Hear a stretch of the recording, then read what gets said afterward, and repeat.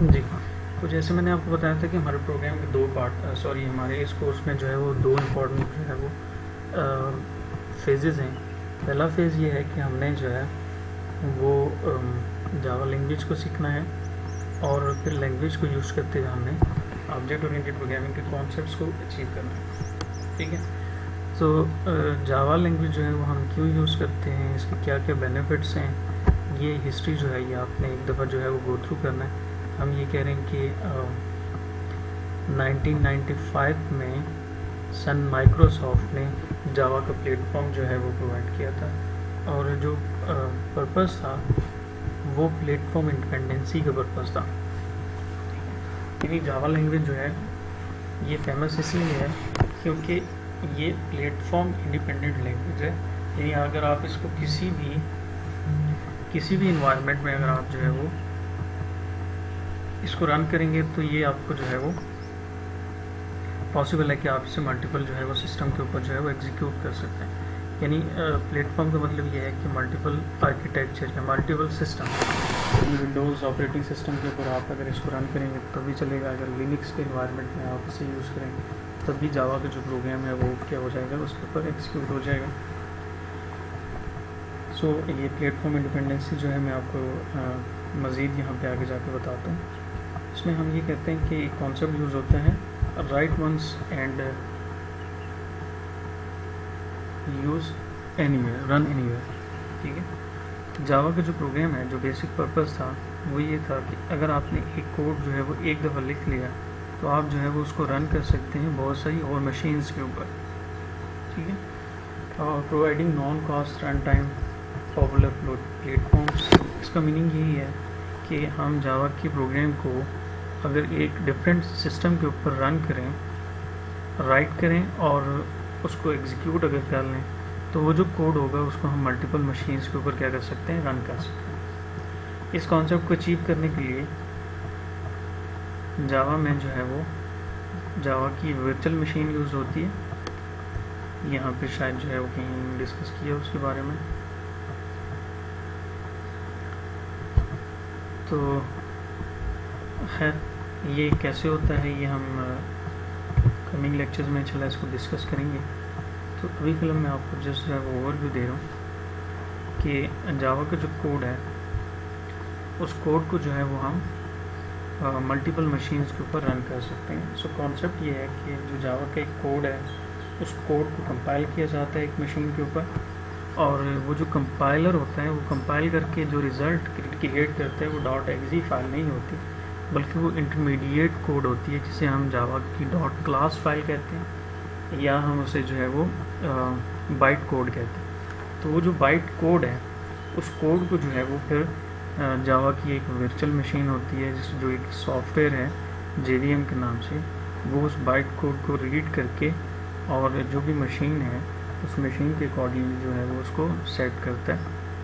यानी in short हम ये कह रहे हैं कि हमारे पास प्रोग्रामिंग लैंग्वेज दो तरह की होती हैं। एक टाइप जिसको हम कहते हैं कंपाइल टाइम लैंग्वेजेस होती हैं और एक जो दूसरी टाइप है वो है इंटरप्रेटर्स होते हैं। तो जो जावा है इसमें दोनों जो है वो मॉड्यूल यूज़ होते हैं, कंपाइलर भी यूज़ होता है और इंटरप्रेटर भी यूज़ होता है। सो नॉर्मली होता ही है कि कोड को पहले कंपाइल किया जाता है। फॉर एग्जांपल ये जो भी मैं मशीन यूज़ कर रहा हूँ ये विंडोज़ की मशीन है, तो मैं अगर एक कोड लिखता हूँ जावा का तो होगा ये कि जावा का जो कंपाइलर है वो उसको कंपाइल करेगा, लेकिन कंपाइल करके वो उसकी exe फाइल नहीं बनाएगी। नॉर्मल लैंग्वेजेस क्या करती हैं, उसकी एग्जीक्यूटेबल फाइल बनाती हैं और एग्जीक्यूटेबल फाइल जो है वो मशीन डिपेंडेंट फाइल्स होती हैं। सो होगा ये कि जावा का कंपाइलर क्या करेगा कि उसकी एक .class फाइल बनाएगा और वो जो .class फाइल है उसे हम कहते हैं इंटरमीडिएट कोड या बाइट कोड। ठीक है, मैं यहाँ पे अगर ड्रा कर सकूँ तो मैं ये कह रहा हूँ कि सबसे पहले क्या होगा कि जावा का कोड होगा, जावा का जो कोड है उसको कंपाइलर क्या करेगा, कन्वर्ट करेगा इंटरमीडिएट कोड में जिसको हम कहते हैं .class फाइल या जिसको हम कहते हैं बाइट कोड।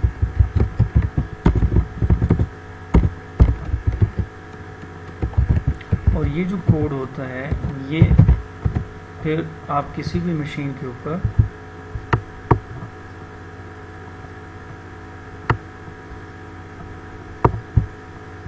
ये जो बाइट कोड है, इस बाइट कोड को फिर जो है वो जावा का जो वर्चुअल मशीन है JVM उसको दिया जाता है, और JVM जो है वो इसको कन्वर्ट करता है मशीन कोड में।